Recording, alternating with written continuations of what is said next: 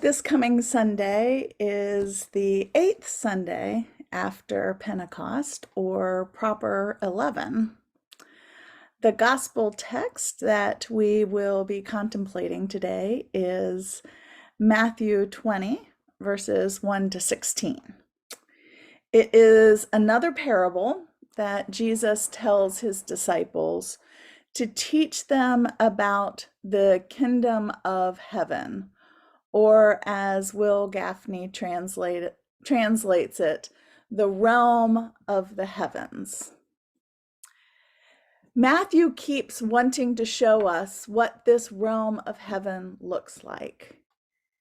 In her commentary, Gaffney states, in the gospel, the realm of heaven is a place where its ruler gives so graciously that it infuriates those who think others are undeserving. So I wonder, why is it that we are so quick to grumble when other people receive generosity? Instead of celebrating their win, we become jealous and want more for ourselves. This parable is included in this book, Short Stories by Jesus by Amy Jill Levine. I don't know if you've heard of Amy Jill Levine or have this book, but if you do not, I highly recommend it. She is a Jewish biblical scholar. She has taught Jewish Studies and New Testament at Vanderbilt School of Theology. She's retired from there and is currently teaching in Connecticut someplace now, I believe. But incredible scholar. I will scan her chapter on this parable and include it in the email that I send out today for you guys to read her commentary on this parable, because it's just incredible. I won't take the time to summarize it now because this passage is kind of long, so I want to give us plenty of time to contemplate it and some time to discuss it at the end. So I don't want to take any more time to do an intro. I want to go ahead and get to our contemplation, but her insight is just incredible. So I will share that with you all on email. So before I read the passage, I do want to light a candle.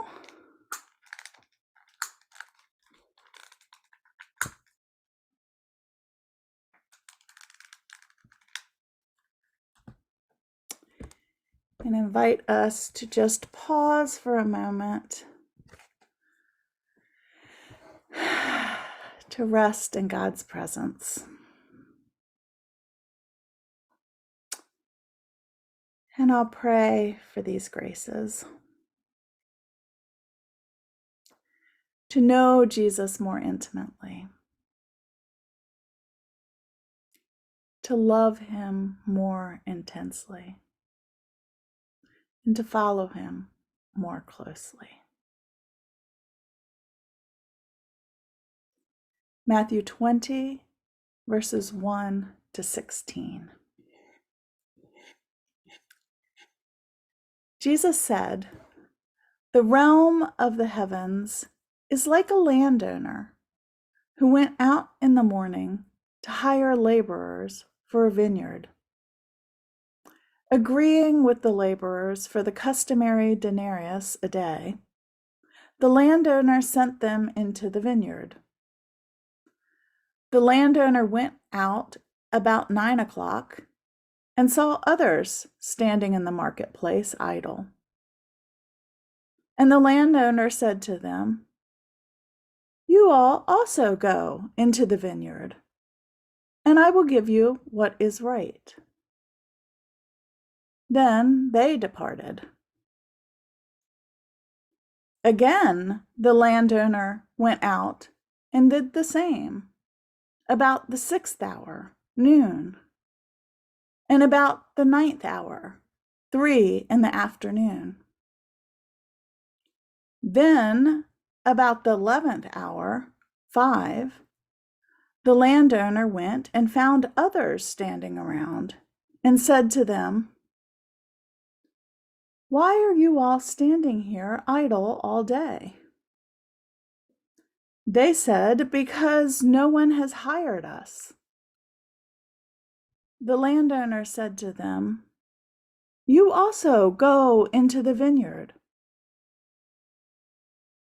Now, when it was evening, the owner of the vineyard said to the manager,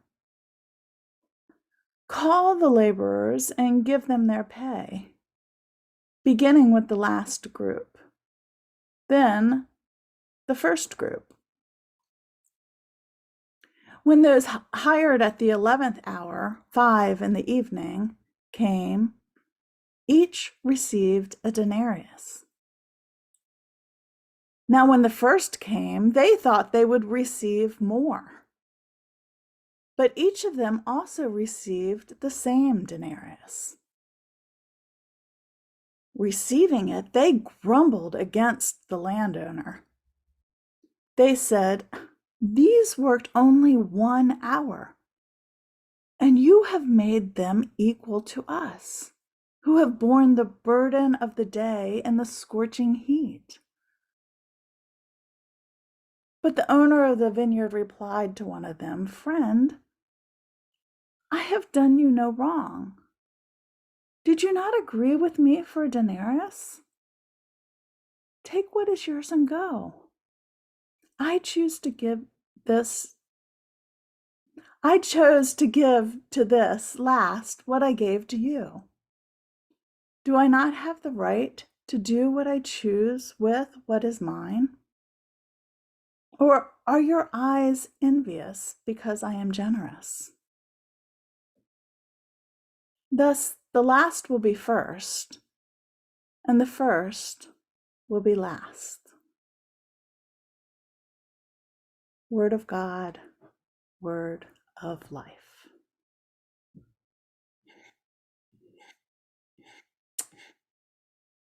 Before I guide you through the passage with questions and pauses, let's take a moment to center ourselves, breathing in God's Spirit and breathing out anything that distracts us from being in the presence of God.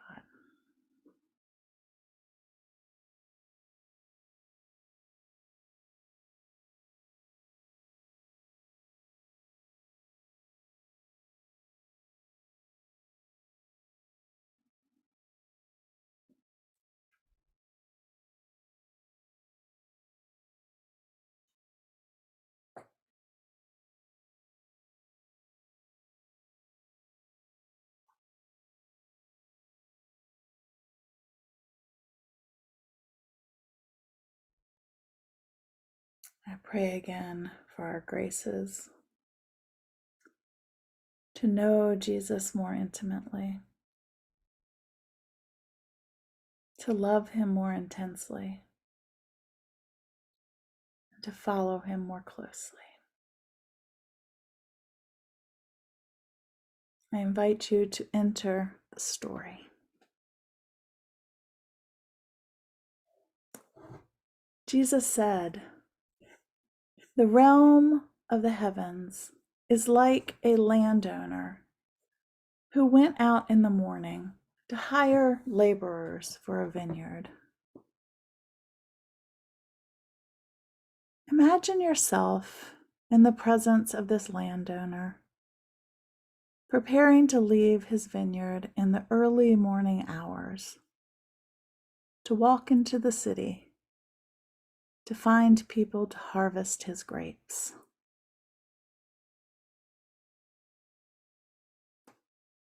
Before you begin your journey into town, I invite you to pause for a moment to enjoy the scenery.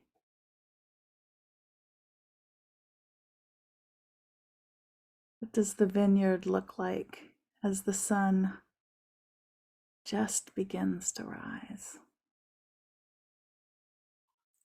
Notice the various colors, textures, shapes, and patterns that are present in the field.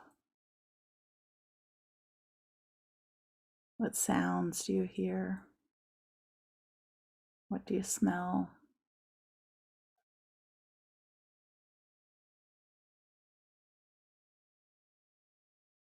Perhaps you decide to pluck a grape and eat it. If so, what does it taste like? The goodness of the harvest.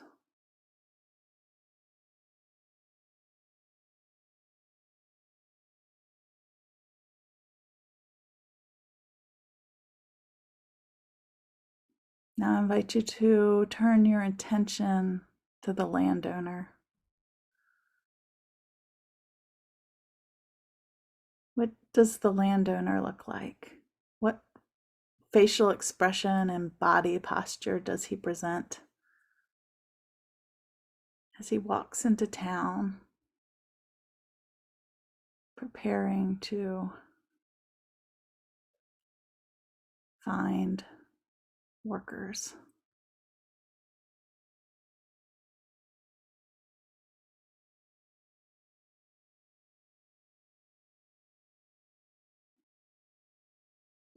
Once he arrives to the marketplace,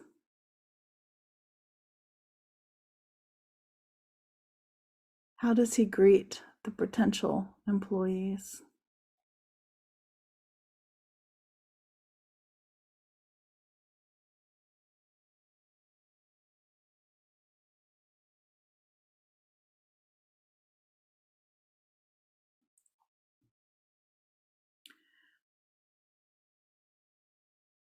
Agreeing with the laborers for the customary denarius a day, the landowner sent them into the vineyard. Imagine the landowner discussing wages with the laborers and them accepting the offer.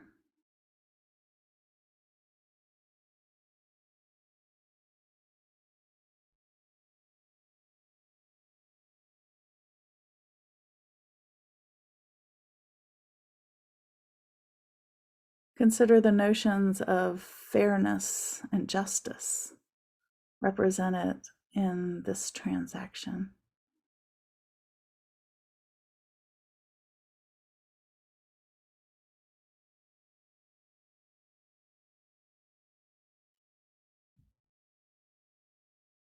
The customary wages for the day.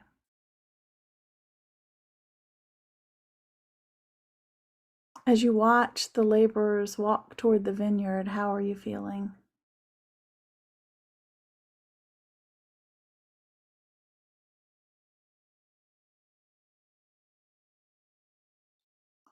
Did the landowner hire all the people waiting for work, or only some that were present?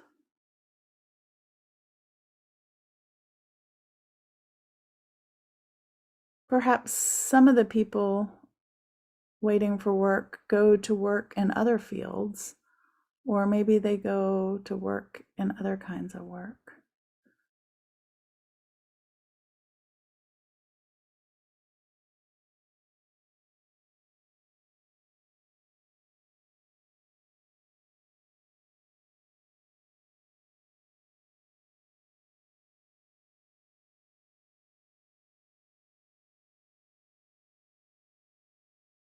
Again, the landowner went out about 9 o'clock and saw other people standing in the marketplace idle.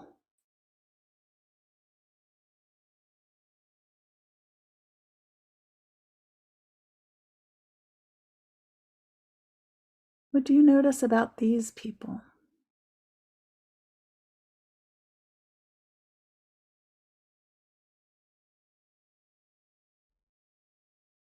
What do they look like? How are they dressed? How many people are here waiting for work?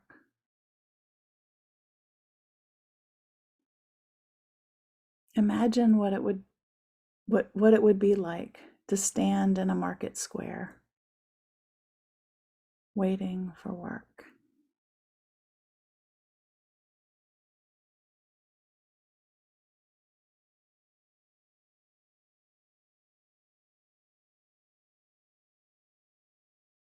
And the landowner said to them, "You all also go into the vineyard, and I will give you what is right." And they departed.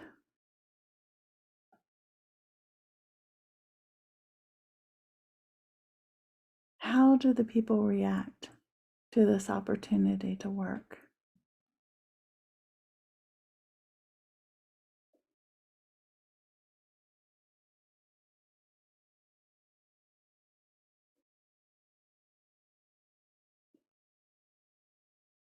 Consider the landowner's promise to fairly compensate them for the work. I will give you what is right.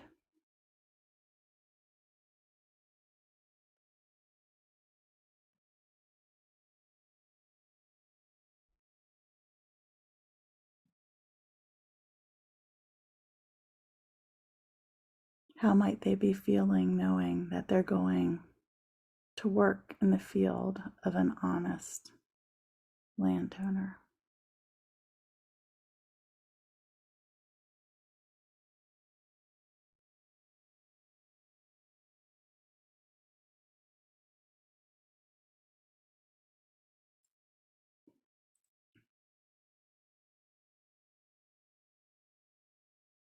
Again, the landowner went out and did the same about the 6th hour, noon,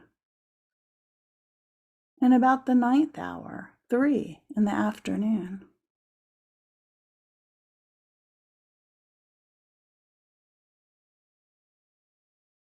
What do you notice about the people who are standing in the marketplace at noon and mid-afternoon?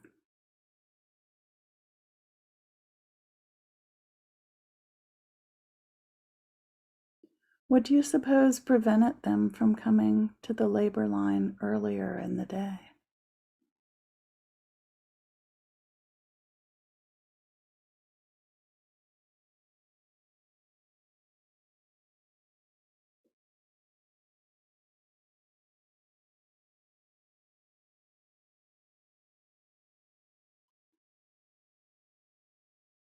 Consider the landowner's persistence to seek out workers and willingness to hire people who, for various reasons, don't show up early.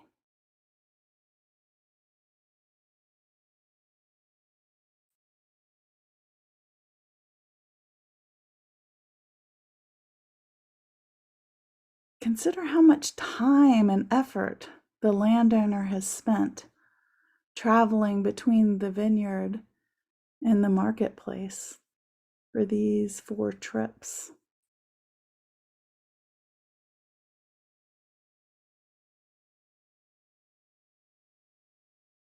Why do you suppose the landowner keeps coming back to the marketplace throughout the day?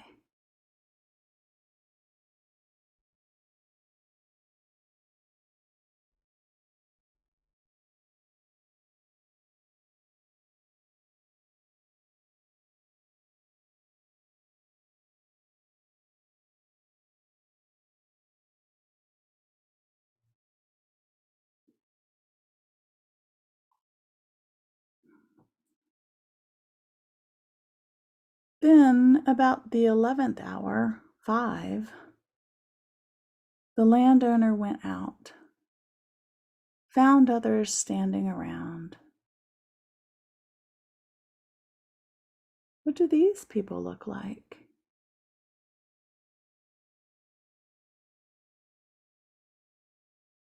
Perhaps you notice a sense of disappointment or hopelessness on their faces. since surely they must know that their chance of earning any money today is quite slim. The possibility that they and their families will go to bed hungry tonight seems quite high.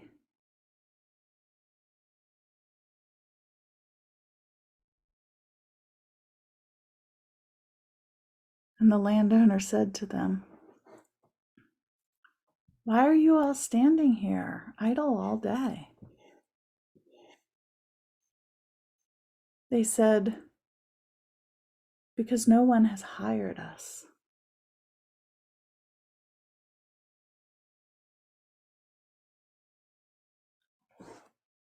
The landowner said to them, "You also go into the vineyard."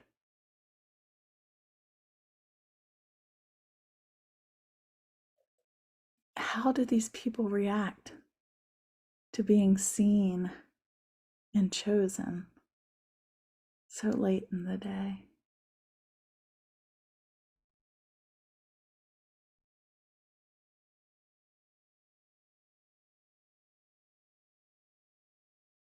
What are you feeling as you watch them move toward the vineyard?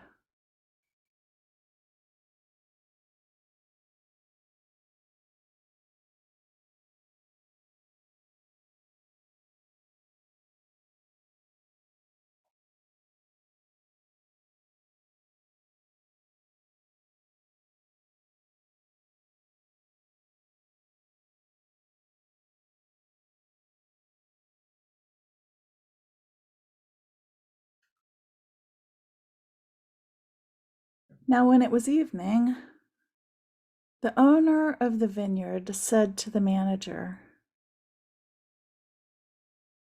"Call the laborers and give them their pay, beginning with the last group, then the first group." As the manager calls all the laborers together, what is the mood of the workers? Notice the various levels of exhaustion among the laborers.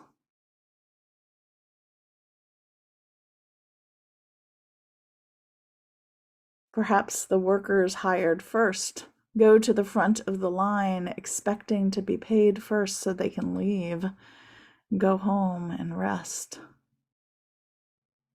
Imagine their surprise when the manager calls the last group first.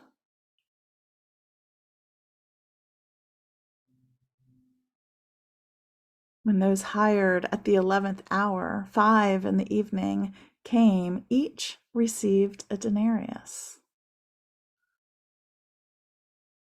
What expression do these laborers have on their faces when they receive a full day's wage for only an hour's work?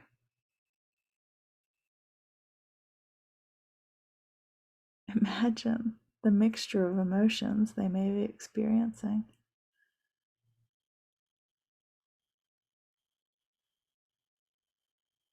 How did the other laborers react to this unmerited generosity?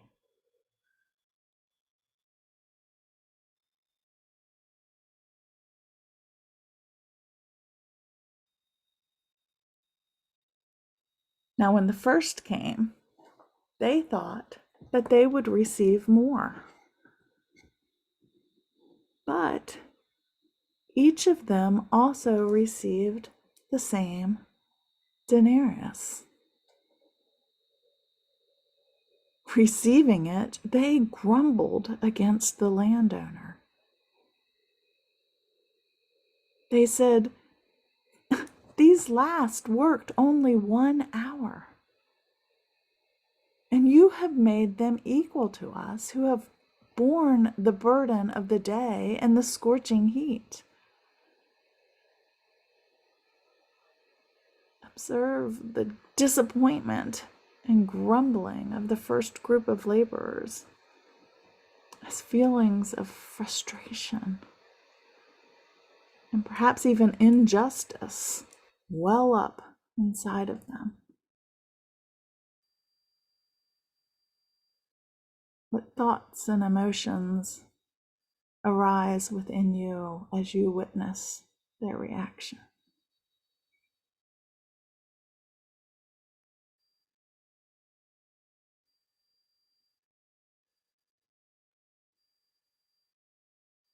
Consider moments when in your life when you have felt a similar sense of frustration or perceived unfairness. How does it feel to confront situations where your expectations are not met?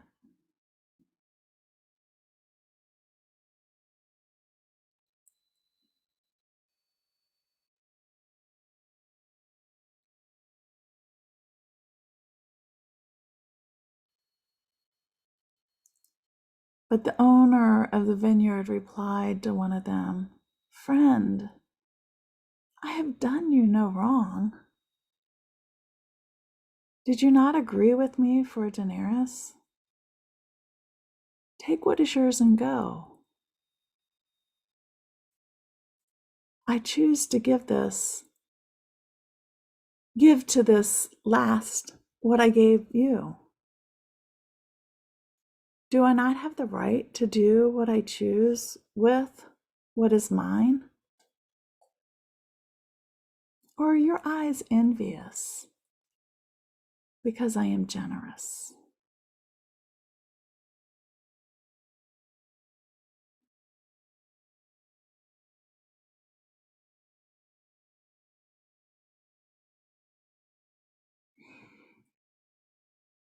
What do you notice happening within you as the landowner speaks?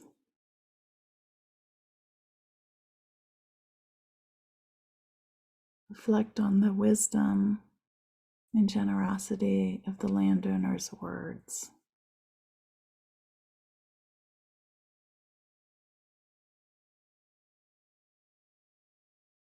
What would it look like in your life to embrace a mindset of abundance rather than scarcity?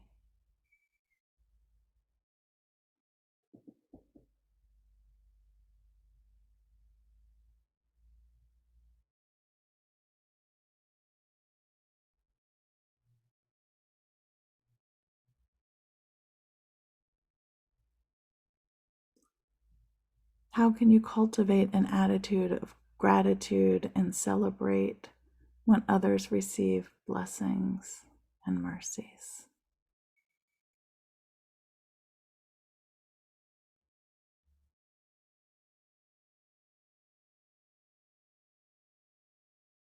Thus, the last will be first, and the first will be last.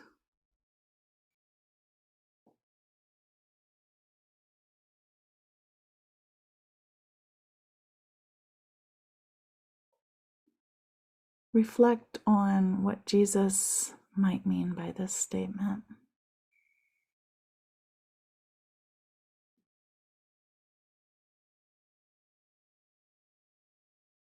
How can this challenge our notions of status and worth and influence how we view ourselves and others?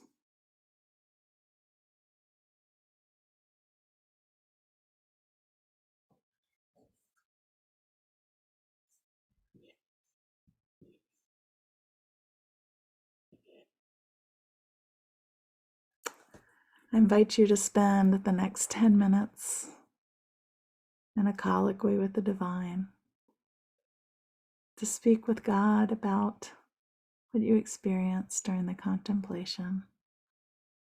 What might God want to say to you about your life or the life of your community as it relates to this parable? When I sound my chimes, it will indicate that you have about a minute to wrap up your colloquy, after which I will read this week's psalm. you're doing this contemplation later with the recording, go ahead and hit pause now and spend as much time as you'd like. Colloquy, and come back when you're ready to hear the reading of the psalm.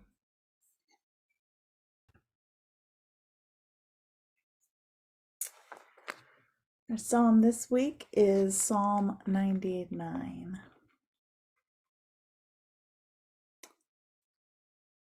The ever-living God reigns. Let the people tremble. She sits enthroned upon the cherubim. Let the earth quake. The Holy One of old is great in Zion. She is exalted over all the peoples.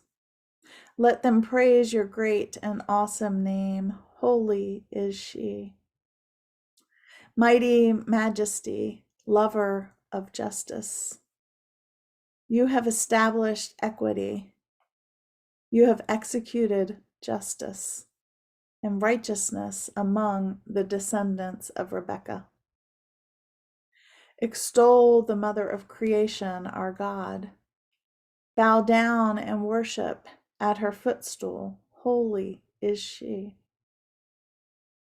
Moses and Aaron were among her priests, Miriam her prophet. Samuel and Hannah also among those who called on her name. They cried to the faithful one, and she answered them. In the pillar of cloud, she spoke to them. They kept her decrees and the statutes that she gave them. Just one, our God, you answered them. You were a forgiving God to them, an avenging one of their doings. Extol the fire of Sinai, our God. Bow down and worship at her holy mountain. For the Creator of all, our God, is holy. Amen.